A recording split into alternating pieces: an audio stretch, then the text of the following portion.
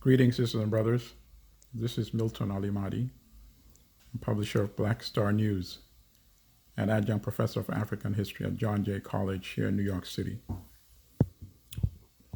I want to make my coronavirus diary number 6 comments today to focus on the outrage that we are seeing as a result of what happened in Minneapolis.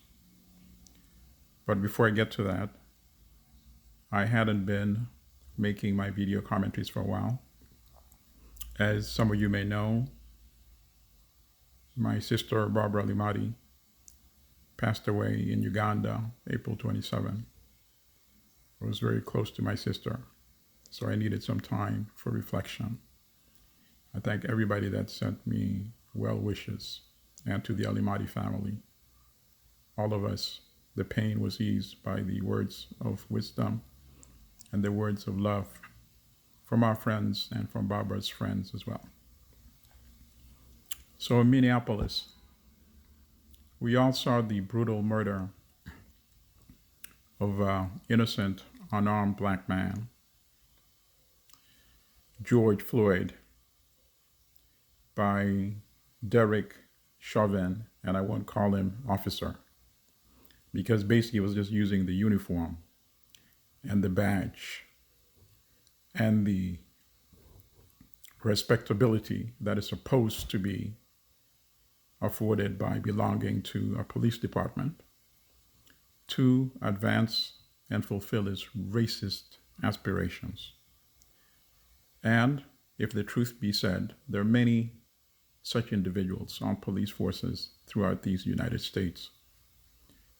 Whenever an incident like this happens, anyone who still talks about that fantasy of a few bad apples is not a serious person and is not serious in terms of exploring what possible solutions are there for this pandemic.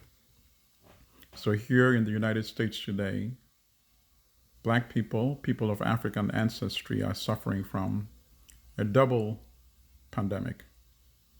With the COVID-19 coronavirus pandemic, they're being infected at 3 times more the rate of European Americans and dying at 6 times or up to 7 times in some cases, depending on which city or state, when compared to European Americans. So the African American community is already being assaulted by this disease or pandemic. And now upon that, you add the terror coming from police officers in police departments that are supposed to protect as supposed citizens of the United States, entitled to all the protection. This is an issue, as you know, that Malcolm X always questioned, even in the 1960s. And he said, are descendants of Africans really citizens of the United States? Because, and he asked the question, if they were citizens, they would not be suffering under white institutionalized racism and white supremacy, the terror from the police departments, the neglect in economic and socioeconomic uplift. And anybody who's not familiar with Malcolm's commentary should just go on YouTube and put Malcolm X, and you see a whole series of comments and statements that he made. He was talking in the 1960s about issues that we are still complaining about and agitating and resisting today in the 21st century.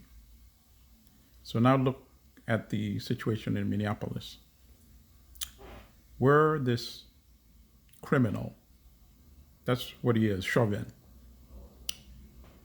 places his knees on the neck of an unarmed black man who is already placed on the ground, and there are 2 other officers holding him down.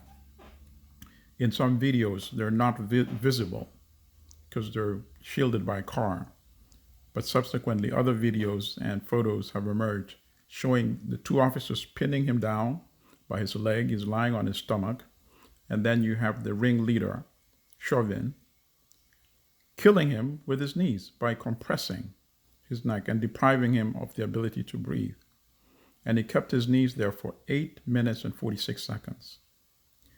2 minutes and 46 seconds after he was already motionless, comatose, or possibly already dead, for another 2 minutes and 46 seconds. While Floyd is pleading for his life, saying, please, I can't breathe. And Floyd realizes he's dying because he said, you're going to kill me. And witnesses who are recording this urging